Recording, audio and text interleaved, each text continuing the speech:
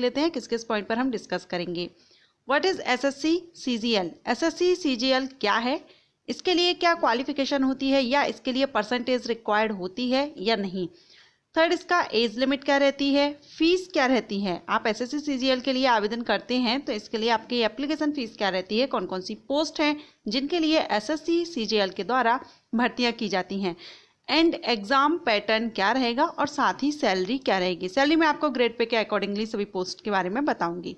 सो ये सारी जानकारी हम स्टेप बाय स्टेप इस वीडियो में जानेंगे। सो अगर आप एसएससी सीजीएल से रिलेटेड जानकारी चाहते हैं वीडियो को एंड तक जरूर देखिएगा।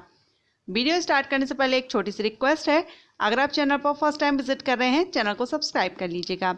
चैनल को सब्सक्राइब करने के साथ बेल आइकन को भी प्रेस कीजिएगा ताकि नोटिफिकेशन आपको टाइम से मिल सकेगा जब भी मैं कोई न्यू वीडियो अपलोड करूंगी।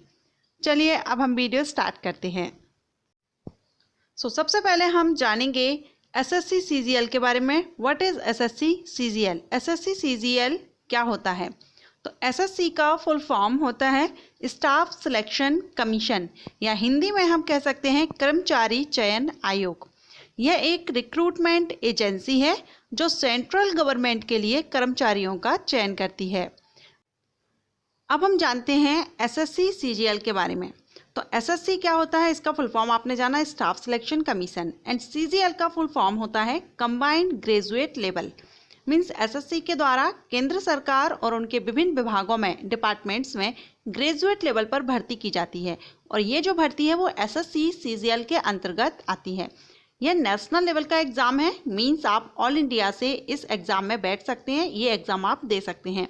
तो अगर आप एसएससी के द्वारा जो ग्रेजुएट लेवल की जो भर्तियां होती हैं या जो पोस्ट होती हैं उनके लिए आप अप्लाई करना चाहते हैं तो आप एसएससी सीजीएल का एग्ज़ाम दे सकते हैं।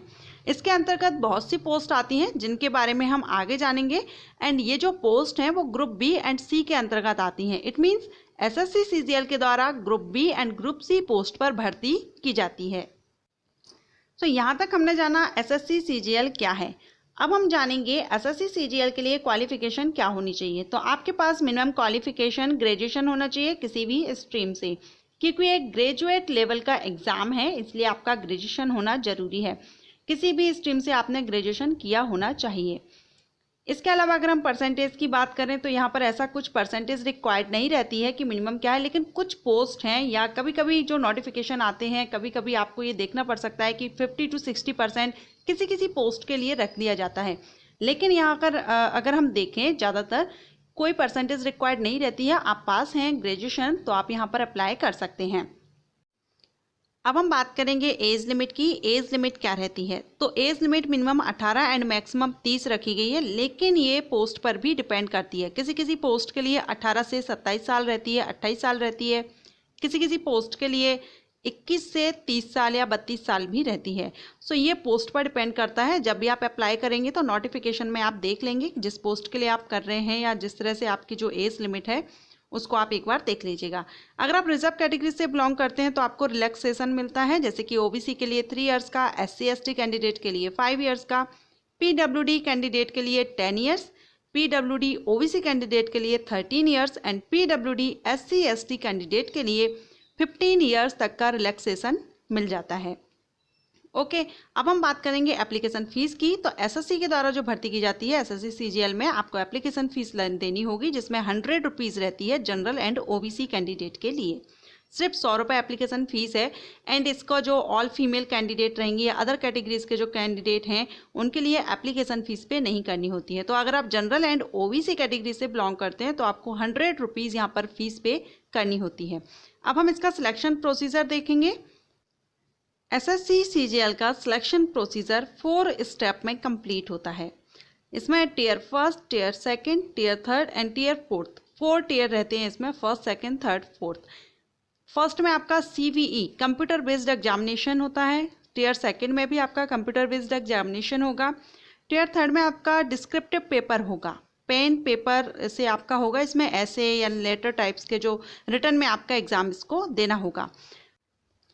Tier first, second and third ये सभी के लिए कंपलसरी होता है। सभी पोस्ट के लिए ये कंपलसरी है। आप जिस भी पोस्ट के लिए आवेदन करेंगे सभी के लिए ये फर्स्ट, सेकंड, थर्ड देना होता है। लेकिन टीयर फोर्थ में कुछ कुछ पोस्ट के लिए CPT होता है, किसी किसी पोस्ट के लिए स्किल टेस्ट होता है और कुछ कुछ पोस्ट होती हैं जो टियर सेकंड के बाद डायरेक्ट ही डॉक्यूमेंट वेरिफिकेशन होता है और पोस्टिंग की जाती है। सो ये जो फोर्थ है इसमें पोस्ट के अकॉर्डिंगली डिवाइड हो जाता है। ये सभी के लिए कंपलसरी नहीं है, सभी के लिए चेंज रहता है। ओके, अब हम जानेंगे टाइप्स ऑफ पोस्ट। कितने तरह के पद हैं जिन पर एसएससी सीजीएल के द्वारा भर्ती की जाती है। तो ग्रुप बी में अगर हम देखें तो assistant audit officer, assistant accounts officer, और साथ ही मैं कहना चाहूँगी कि यहाँ पर अलग अलग डिपार्टमेंट में वैकेंसीज निकलती हैं, अलग अलग डिपार्टमेंट के लिए भर्तियाँ की जाती हैं। असिस्टेंट सेक्शन ऑफिसर, जैसे कि असिस्टेंट सेक्शन ऑफिसर है, ये सेंट्रल सेक्रेटेरिएट सर्विस या intelligence bureau, ministry of railway, ministry of external affairs, तो ये अलग अलग डिपार्टमेंट्स के लिए भर्ती की जाती हैं। असिस्टेंट एंड इंस्पेक्टर की भर्ती, सेंट्रल एक्साइज इंस्पेक्टर, इस तरह से ग्रुप बी के लिए भर्ती है। इसके अलावा कुछ और पोस्ट भी हैं जिन पर मैं आपको अलग से सेपरेट वीडियो बना दूंगी। ओके, सो ये ग्रुप बी के लिए है। अब हम ग्रुप सी के लिए देखते हैं। ग्रुप सी के अंतर्गत अकाउंटेंट, इसमें office under C&AG, accountant and junior accountant या सीनियर सेक्रेटेरियल असिस्टेंट, अवर division clerk, tax assistant, sub inspector, ये sub inspector central bureau of narcotics. So ये अलग अलग डिपार्टमेंट रहते हैं सेंट्रल गवर्नमेंट के जहाँ पर इन पदों पर भर्तियाँ की जाती हैं। ओके, ये ग्रुप बी एंड सी के पोस्ट पर भर्ती रहती है।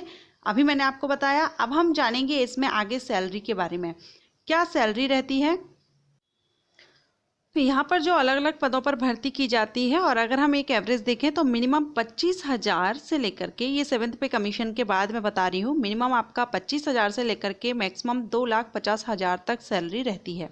ओके, अब हम ग्रेड पे के अकॉर्डिंगली देखेंगे। अलग अलग पोस्ट लेवल रहता है, तो यहाँ पर ग्रेड पे के अकॉर्डिंगली, जैसे कि ग्रेड पे 4800, ग्रेड पे 4600, 4200, 2800 या 2600। तो अगर जिस पोस्ट के लिए 4800 ग्रेड पे है उसकी सैलरी आपकी स्टार्टिंग जो इनिशियल सैलरी रहती है वो 47,000 के लगभग आपकी बनती है। 4600 ग्रेड पे के लिए 44,900, 4200 ग्रेड पे के लिए 35,400, 2800 ग्रेड पे के लिए 29,200 एंड 2600 ग्रेड पे पर 25,500 ऑलमोस्ट सैलरी बनती है। सो ये अलग अलग पोस्ट के अकॉर्डिंगली ग्रेड पे रहता है, लेवल रहता है, उसके अकॉर्डिंगली सैलरी बनती है।